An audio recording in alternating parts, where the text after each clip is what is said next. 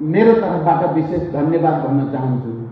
मलाई त लागेको थियो अब 10 बजेपछि यो खाली हुँदै जान्छ होला हल चाहिँ भन्ने लागेको थियो। अहिले पनि तपाईहरू धैर्यतापूर्वक खचाखच नै बसिराख्नु भएकै छ। त्यसको लागि म तपाईहरू सबैको धैर्यताको लागि धन्यवाद भन्न चाहन्छु। अब विषयवस्तुमा मैले थोरै त बोल्नै पर्छ, तपाईहरूलाई पनि मैले बोलोस् भन्ने नै पक्कै पनि छ, तर म सकेसम्म संक्षिप्तमा केही कुरा राख्ने कोसिस गर्छु। म यसपटकको निर्वाचनमा संविधान सभाबाट संविधान घोषणा भएपछिको दोस्रो चरणको निर्वाचन प्रक्रियाको सङ्घको निर्वाचनको सन्दर्भमा गोर्खा जिल्लाको क्षेत्र नम्बर 2 बाट उम्मेदवारी दर्ता गराएको छु र मेरो गोर्खा आगमनलाई मैले आफैले एउटा ठुलो चुनौतीको रूपमा र एउटा ठुलो अवसरको रूपमा बुझेको छु। चुनौती यस अर्थमा कि गोर्खा जिल्लाको इतिहास, राष्ट्रको एकताको सन्दर्भमा या राजनैतिक परिवर्तन र प्रगतिका सन्दर्भमा गोर्खा जिल्लाको जो ऐतिहासिक भूमिका छ, जुन दूरगामी रणनैतिक भूमिका छ, त्यो भूमिका खेल्ने जनताको भावनालाई मैले उचित सम्मान गर्न सकुला कि नसकुला भन्ने चुनौती जस्तो मलाई महसुस भइरहेको छ।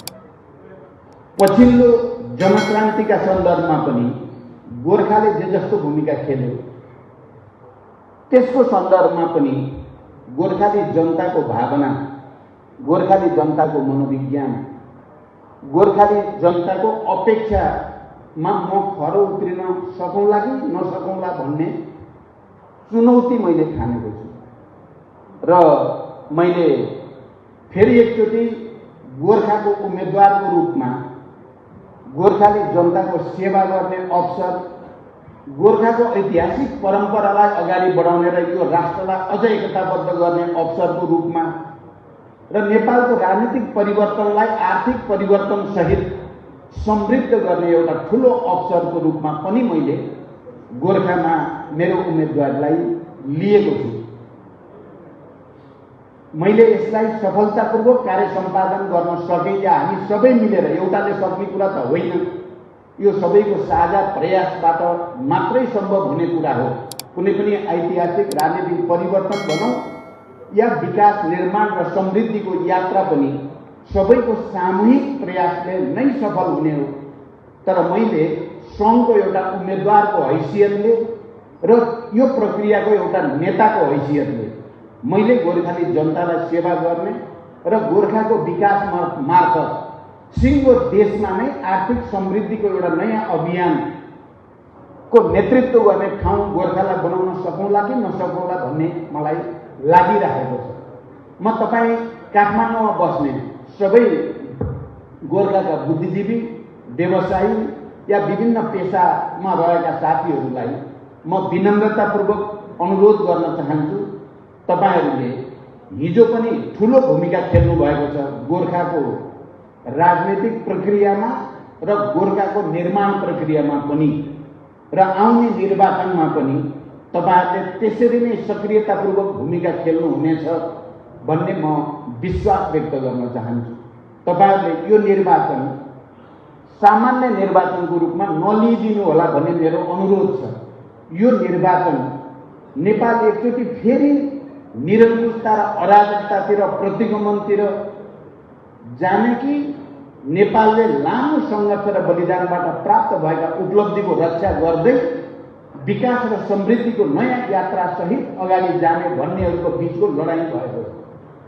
अथवा हामी सबैले बुझेकै छौँ, अग्रगमन वा प्रतिगमन, कतातिर नेपाललाई लैजाने भन्ने दुईटा विचार, दुईटा प्रवृत्ति, दुईटा धारा, दुईटा संस्कृति, दुईटा गठबन्धनको बीच आम्ने सामने हुँदैछ मङ्सिर 4 गते।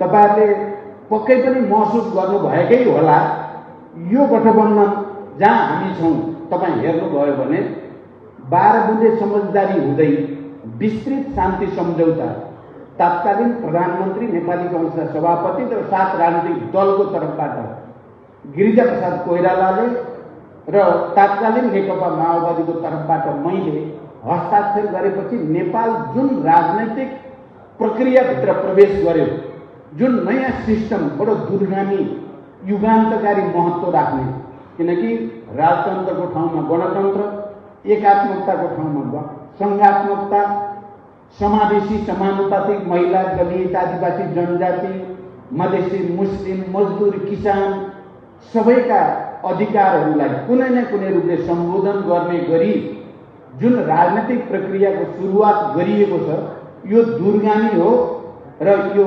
गुणात्मक प्रकृतिको हो भन्ने कुरा मलाई लाग्छ तपाईँ हामी सबैले महसुस गरेकै छौँ। तर गत साल के बडो चाहिँ हामी सबैको निम्ति विडम्बना भन्नुपर्छ, हिजो संविधानमा हस्ताक्षर गरेका, संविधानमा सहमति जनाएका मध्ये केही तत्त्वहरू, केही प्रवृत्तिका पात्रहरूले यो संविधान जो त्यत्रो लामो सङ्घर्ष र बलिदानको, त्यति ठुलो विस्तृत शान्ति सम्झौता र राजनैतिक सहमतिको परिणति थियो, त्यसलाई भत्काउने कोसिस भयो र देशलाई एकचोटि फेरि 17 सालपछिको जस्तो स्थितितिर या प्रतिगमन र प्रतिक्रान्तिको स्थितितिर धकेल्ने कोसिस भयो। त्यसलाई हामीले परास्त गर्नै पर्थ्यो र त्यो परास्त गर्न 12 बुँदे समझदारीदेखि शान्ति सम्झौता र संविधान सभादेखि सङ्घीय लोकतान्त्रिक गणतन्त्रको घोषणा गर्ने बेलासम्म नेतृत्वदायी भूमिका खेल्ने पार्टी र नेताहरू एक ठाउँमा आउनु ऐतिहासिक रूपले आवश्यक बन्न गयो, हामी आयौँ। यति भनेपछि मलाई लाग्छ तपाईँहरू सबैले यसलाई, यसको गहिराईलाई, यसको मर्मलाई बोध गर्नुहुन्छ भनेर म विश्वास व्यक्त गर्न चाहन्छु। यो धेरै गहिरो नै कुरा छ, यो धेरै अर्थपूर्ण कुरा पनि छ। हामीले यसो गर्न सकेका हुँदैनथ्यौँ भने आज के हुन्थ्यो? हामीले यो गठबन्धन बनाएर प्रतिगमनका विरुद्ध सडकबाट पनि, बौद्धिक जगतबाट पनि, न्याय क्षेत्रबाट पनि, पत्रकारिताको तर्फबाट पनि, हर क्षेत्रबाट यसको प्रतिवाद नगरेको हुन्थ्यो भने आज देश साँच्चै नै निरङ्कुशता र अराजकताको घुमरीमा जान्थ्यो भन्ने कुरा यो 12 बुँदे समझदारीको निरन्तरताको रूपमा आएको गठबन्धन, यो गिरिजाबाबु र प्रचण्ड तात्कालीन 7 राजनीतिक दलका नेताहरू हामी सबै यो गठबन्धनमा छौँ भने अर्को गठबन्धन छ, राजावादीहरूको गठबन्धन, अलगाववादीहरूको गठबन्धन, इतिहासलाई पछि फर्काउन चाहनेहरूको गठबन्धन, संघीयता विरोधीहरूको गठबन्धन, गणतन्त्र विरोधीहरूको गठबन्धन अर्को छ र यी दुईटा आम्ने सामने भइराखेका छन् आउने मङ्सिर 4 गते। त्यसकारण साथीहरू, यो विषयलाई तपाईँ हामी सबैले गम्भीरतापूर्वक लिन जरुरी छ र यो निर्वाचनको लडाइँमा यसलाई एक खालको राजनैतिक सङ्ग्राम जस्तो छ यो चुनाव, सामान्य औपचारिक चुनाव जस्तो मात्रै यो छैन। यो प्रतिगमनले जित्ने कि अग्रगमनले जित्ने, सुशासन र समृद्धिको यात्राले जित्ने कि अराजकतातिर लैजाने र विसङ्गतिर दलाल पुँजीपतिहरूले जित्ने भने जस्तो लडाइँ पनि भएको छ। त्यसकारण म तपाईँ सबै गोर्खाली साथीहरूलाई यो विषयको गम्भीरतालाई आत्मसात गरेर यो निर्वाचनमा पुरै ताकतको साथ र एकताबद्ध भएर हामीले अग्रगमनलाई जिताउनु छ, हामीले संविधानलाई जिताउनु छ, लोकतन्त्रलाई जिताउनु छ, गणतन्त्रलाई जिताउनु छ, समावेशी समानुपातिक मान्यतालाई जिताउनु छ र नेपालमा राजनीतिक स्थिरता र विकासको एउटा नयाँ युगतिर अब ढुक्कसँग जान सकिने वातावरण बनाउनु छ। त्यसकारण यो निर्वाचनको मर्म अरू सामान्य निर्वाचनभन्दा भिन्न छ भनेर म यहाँहरूलाई भन्न चाहन्छु। यति भनिसकेपछि म दोस्रो विषय के राख्न चाहन्छु भने हामी निकै कठिन, जटिल र चुनौतीपूर्ण परिस्थितिबाट शान्ति सम्झौता हुँदै यो राजनीतिक प्रक्रियामा आएका हौँ। अब यो राजनीतिक प्रक्रियाको सफलताको निम्ति आर्थिक विकास अपरिहार्य शर्त छ। यदि हामीले जनताको दैनिक जीवनमा आर्थिक समृद्धिको यात्रा सुरु भएको अनुभूति दिलाउन सकेनौँ, आर्थिक क्रान्तिको खाका कोर्न सकेनौँ भने यो परिवर्तन दिगो हुँदैन। कारण परिवर्तनको दिगोपनको लागि पनि हामीले आर्थिक समृद्धिको एउटा नयाँ यात्रा सुरु गर्नुपर्दछ।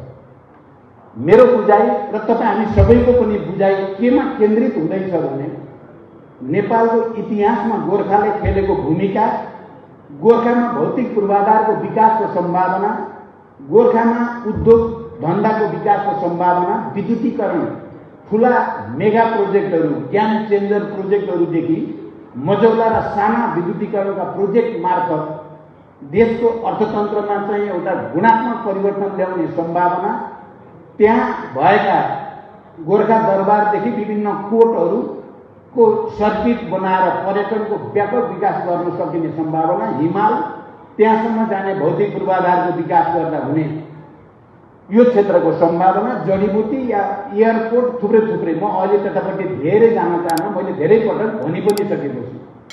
र गोर्खा त्यस्तो जिल्ला हो जहाँको राजनीतिक गतिविधि पनि देशभरिबाट राम्रोसँग देखिन्छ। देशभरि मात्रै होइन, संसारभरि पनि। गोर्खा भनेपछि संसारभरिका मानिसले पनि कहिलेकाहीँ त विदेशीहरूले नेपालभन्दा बढी गोर्खा चिन्छन्। त्यहाँ त्यो सबैतिर देखिन्छ, सुनिन्छ। त्यहाँ हामीले गर्ने राजनीतिक कर्म र आर्थिक विकासको कर्मको राष्ट्रव्यापी र एक हदसम्म अन्तर्राष्ट्रिय महत्त्व पनि हुन्छ। त्यसकारण म एउटा सपना बोकेर गोर्खाली जनताको बिचमा, तपाईँहरूको बिचमा मैले एकपटक जानुपर्छ भन्ने उद्देश्यका साथ एउटा सङ्कल्पसहित आएको छु। र मलाई विश्वास छ हामी सबै एक भयौँ भने हामीले एउटा आर्थिक विकास र समृद्धिको नयाँ क्रान्ति गोर्खाबाट सुरु गर्न सकिन्छ। र गोर्खाबाट सुरु गरियो भने त्यो गोर्खाको मात्रै हुने छैन, त्यो सिँगै नेपालको आर्थिक विकासको एउटा महाअभियानको थालनी पनि हुनेछ। यो उद्देश्य र सङ्कल्पसहित गोर्खामा आएको र त्यो गोर्खाली जनताप्रतिको जिम्मेवारी र हामी आफै पनि गोर्खामा विगतमा खेलेका भूमिकाहरूको स्मरण गर्दै गोर्खाली जनताले हामीलाई लगाएको ऋण तिर्ने उद्देश्यको साथ, एकचोटि सेवा गर्ने उद्देश्यको साथ आएको छु। म दोस्रो यो कुरामा यहाँहरू सबैको ध्यान आकर्षण गर्न चाहन्छु, व्याख्या मैले बढी अहिले गरिनँ। तेस्रो, शान्ति प्रक्रिया आफैमा एउटा युगान्तकारी काम हो भन्ने कुरामा त अब कसैको दुई मत छैन। यहाँ अघि सुरेन्द्र पाण्डेजीले पनि विस्तृत शान्ति सम्झौताको मर्म के हो भनेर यहाँ राख्नुभयो, अरू साथीहरूले पनि राख्नुभयो। पक्कै पनि विस्तृत शान्ति सम्झौता त्यस्तो सम्झौता हो जसले नेपालको राजनीतिक मानचित्र बदलिदियो। खालि थोरै जोड घटाउ मात्रै गरेको होइन विस्तृत शान्ति सम्झौताले। द्वन्द्वलाई शान्तिमा ल्याउने मात्रै काम गरेको होइन, यसले युगान्तकारी राजनीतिक परिवर्तनको एउटा नयाँ म्याप, राजनीतिक पोलिटिकल म्याप तयार पार्यो विस्तृत शान्ति सम्झौताले। अहिले गिरिजाबाबु हुनुहुन्न। साँच्चै सम्झौता भनेको युद्धरत पक्षको बिचमै हुने कुरा हो।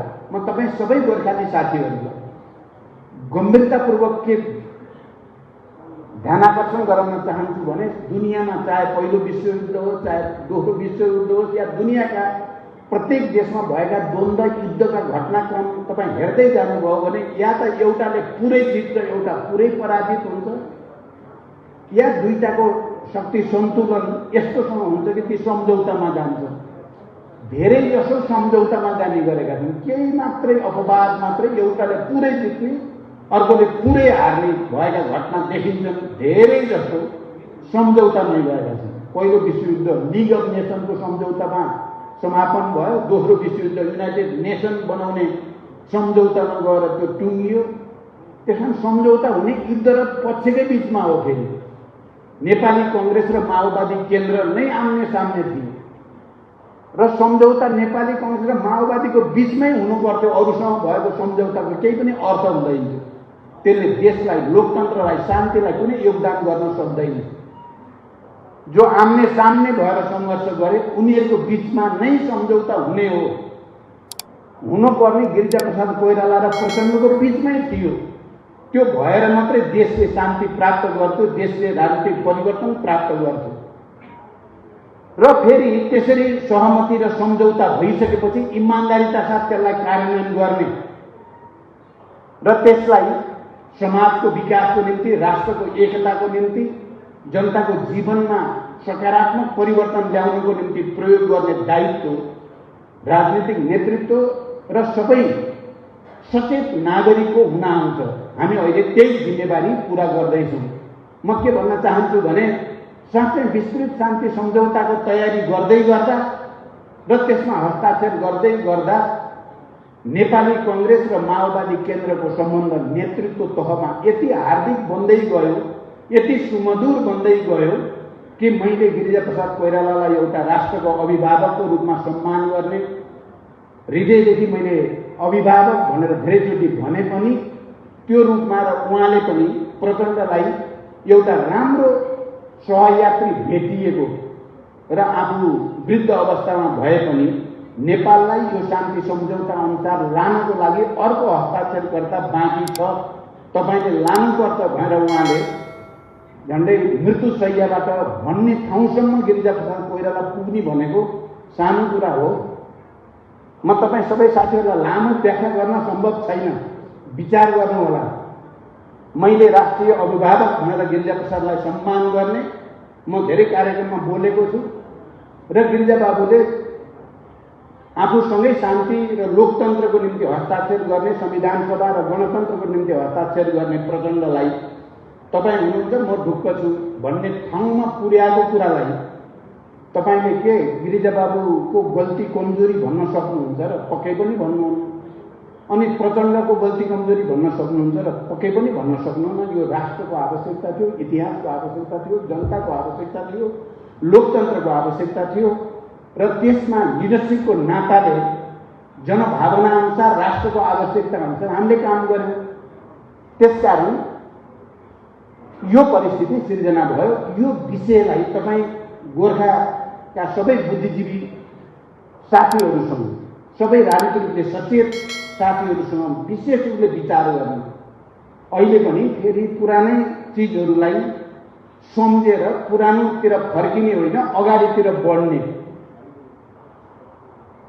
भूतबाट शिक्षा लिने हो, वर्तमानमा सही काम गर्ने र भविष्यतिर हेर्ने हो, भविष्य उज्जवल बनाउनको निम्ति मेहनत गर्ने हो। त्यसरी हेर्न र त्यसरी आत्मसात गर्न म तपाईहरुलाई अनुरोध गर्न चाहन्छु। मैले भन्ने तेस्रो पोइन्ट यो छ। चौथो पोइन्ट, म गोर्खामा उम्मेदवार हुँदै गर्दा मैले सुरेन्द्र पाण्डेजीसँग नि भनेको छु, मैले राजेन्द्र बजगाईजीसँग नि भनेको छु, कमलाजीसँग नि अस्ति कुराकानी भयो।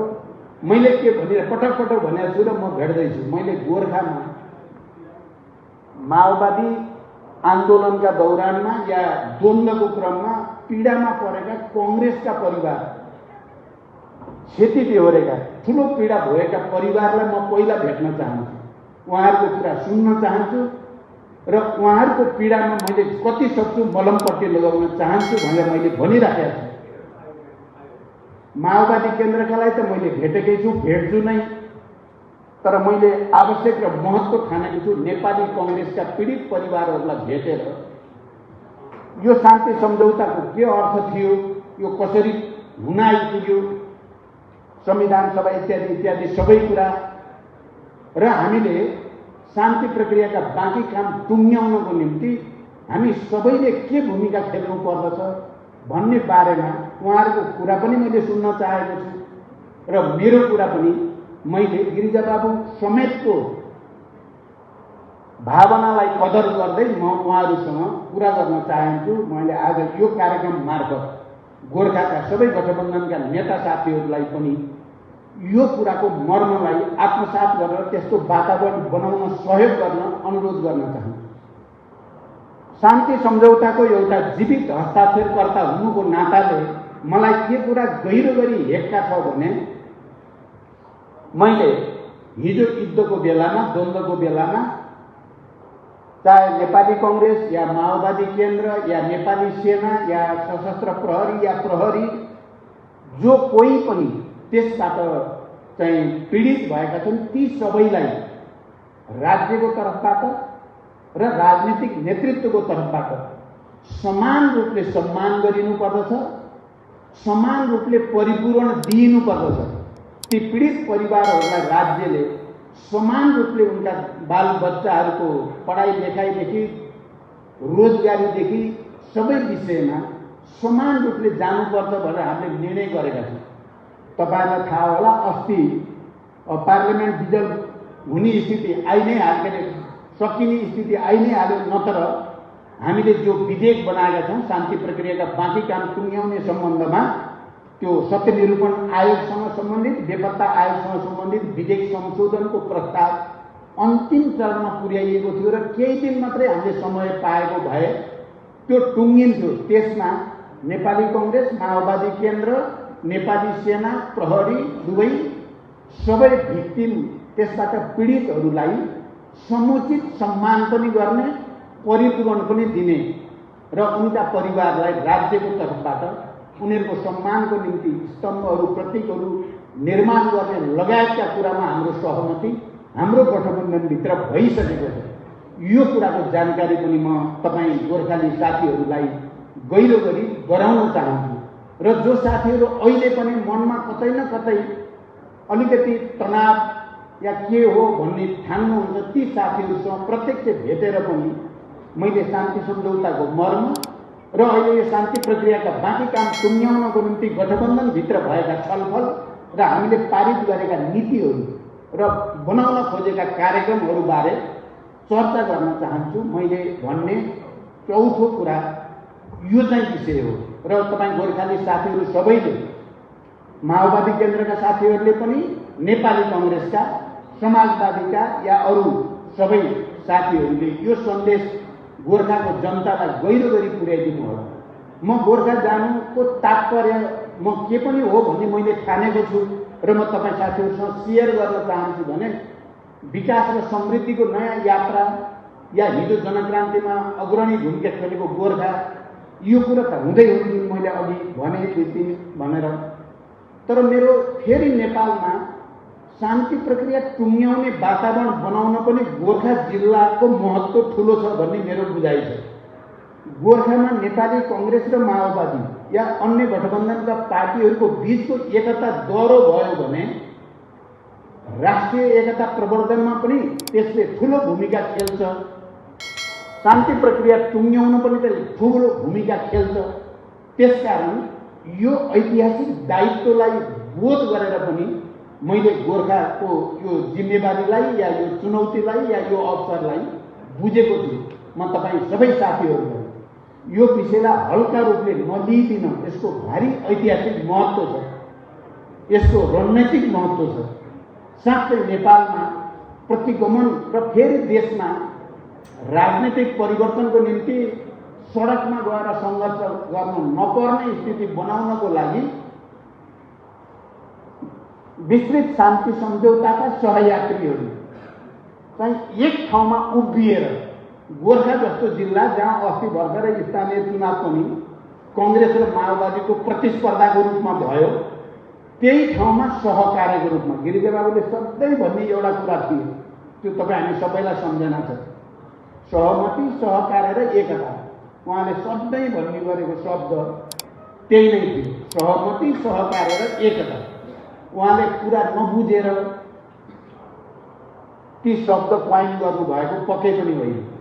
राष्ट्रको आवश्यकतालाई, इतिहासको आवश्यकतालाई, जनताको आवश्यकतालाई बुझेरै भन्नुभएको थियो।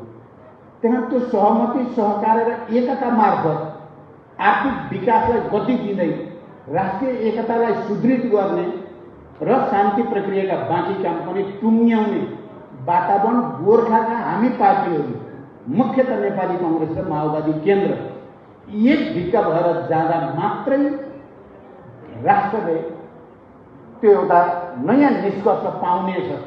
मेरो त्यहाँ पनि विशेष ध्यान छ।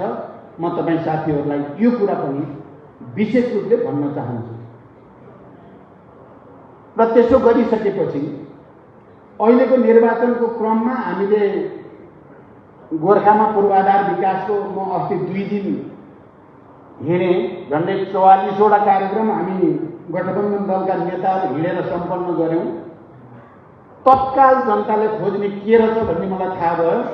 सबैले चाहिँ सडक सञ्जाल चाहिँ कालोपत्रे होस् भन्ने कुरा पहिलो छ जनताको।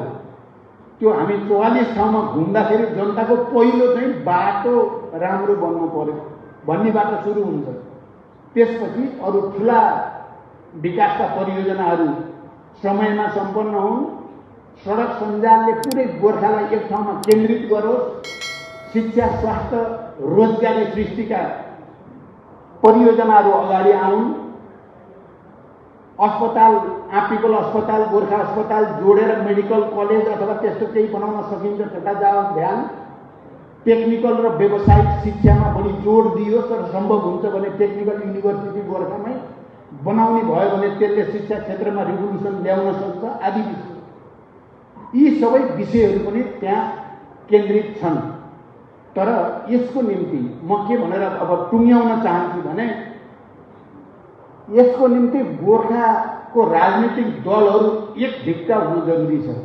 गोर्खाली जनताहरूलाई तपाईँ सबै मिलेर मेहनत गरेर गोर्खाली जनताको भरोसा र विश्वासलाई एक ठाउँमा केन्द्रित गर्न जरुरी छ।